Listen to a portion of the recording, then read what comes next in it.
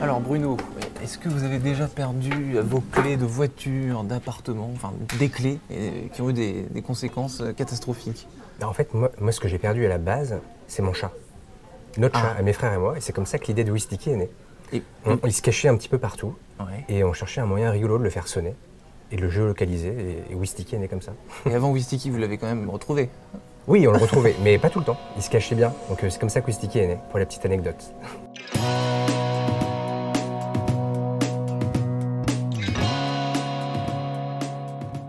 Bonjour à tous et bienvenue dans le Talk Décideur. Aujourd'hui, j'accueille le cofondateur de Wistiki, Bruno Lussato, qui a fondé avec ses deux frères une solution qui va beaucoup plaire, je pense, aux personnes un peu tête en l'air qui ont parfois la désagréable habitude d'oublier leurs clés, leur téléphone portable, etc., etc. Vous allez en savoir plus tout de suite. Bonjour Bruno. Bonjour Quentin. Alors, à quel moment est-ce qu'on a cette idée familiale, du coup, avec ses deux frères, de fonder Wistiki, l'animal de compagnie? Donc cette première histoire, c'est la vérité, c'est pas du storytelling. Ah, c'est la vérité. Alors, c'est sûr que derrière l'anecdote du chat, je pense qu'il y a une prédisposition familiale et on est globalement tous les trois très tête en l'air.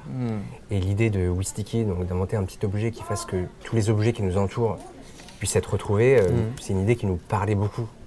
Parce qu'on perd beaucoup de nos affaires. Donc l'origine de cette entreprise est amusante, mais à quel moment vous vous êtes dit que quand même il allait se passer quelque chose? À quel moment c'est devenu sérieux, entre guillemets, cette entreprise? C'est là qu'on revient à l'anecdote du chat et c'est assez rigolo. Au début, on a fait un petit objet. Mon frère était centralien à l'époque de l'idée et du chat.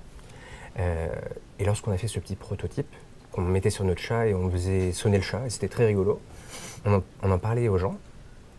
Et les gens, en fait, imaginaient plein d'applications. Ils disaient, oui, mais moi, je pourrais le mettre à mes clés, je pourrais le mettre dans ma voiture, sur mon portefeuille.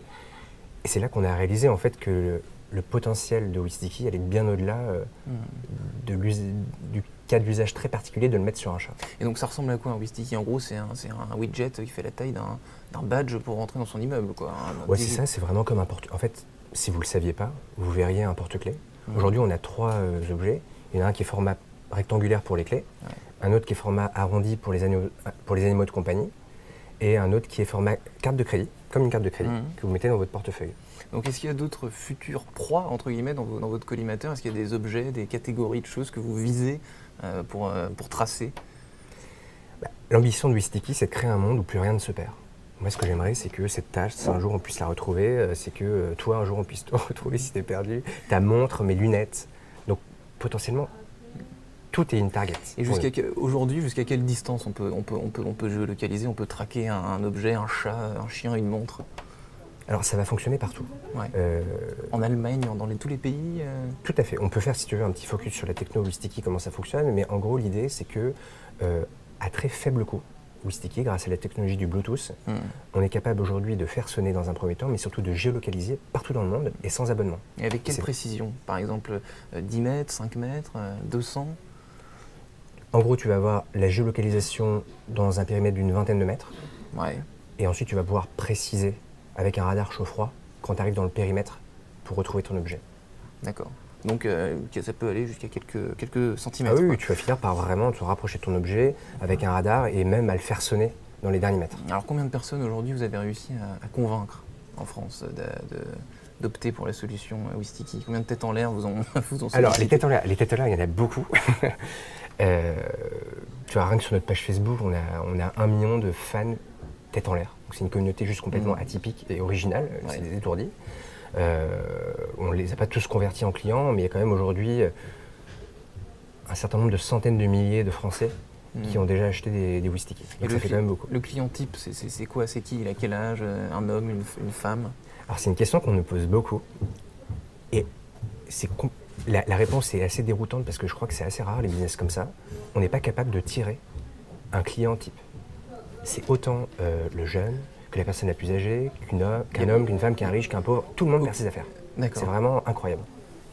Et je suis peut-être un peu pervers, mais je me dis qu'avec une telle solution, il y a des tas de gens qui doivent se dire, tiens, Wistiki c'est discret, je l'ai dit tout à l'heure, ça peut se mettre n'importe où, et hop, je pourrais le glisser par exemple dans le sac à main de mon épouse, par exemple, pour la traquer, pour voir si elle essaie de me cacher des choses. Est-ce que ça c'est possible, ou est-ce qu'il y a une sorte de règle qui fait que vous ne vendez pas à n'importe qui, etc. Alors nous, on a il y a quelque chose qui est important pour nous, et c'est ça depuis le début. Wistiki, on ne le vend pas pour être mis sur les êtres humains. Ouais. Simplement sur les animaux de compagnie, parce que c'est un cas particulier pour les êtres vivants. Mais ce n'est pas vendu en tant que tel, on ne le market pas comme ça. Et dans nos conditions générales, on interdit de le mettre sur des humains. Après, on ne peut pas empêcher des gens de s'amuser à faire ça, comme pour n'importe quelle balise, quoi. Tout le monde fait ce qu'il veut avec son Wistiki. Donc cette entreprise est 100% familiale. Je crois même, j'ai lu quelque part que c'était votre maman qui avait designé le premier produit. Et ensuite, vous l'avez abandonné pour bosser avec Philippe Starck, c'est ça? Votre pauvre maman. C'est en effet, à la base, véritablement, c'est vrai que si on rentre dans le détail du début, c'est une histoire de famille où on a certes créé, mes frères et moi, la boîte, mais au début, nos parents étaient aussi impliqués.